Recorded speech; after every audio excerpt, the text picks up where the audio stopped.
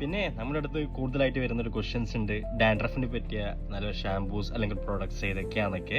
അതിനെ പറ്റിയ പ്രൊഡക്ട്സ് ആയിട്ടാണ് ഇന്ന് ഞാൻ വന്നേക്കുന്നത്. ഡാൻഡ്രഫ് എന്നുള്ളത് നമ്മുടെ തലയിലുണ്ടാകുന്ന ഡെഡ് സ്കിൻസ് അല്ലെങ്കിൽ ഫംഗസ് അല്ലെങ്കിൽ നമ്മൾ മറ്റേ മെഡിക്കലായിട്ട് പറയുന്നത് സെബോറിക് ഡെർമറ്റൈറ്റിസ് എന്നൊക്കെ പറയും. അതിന് പറ്റിയ ഒരു പ്രൊഡക്ട്സ് ആയിട്ടാണ് ഞാൻ ഇന്ന് വന്നേക്കുന്നത്.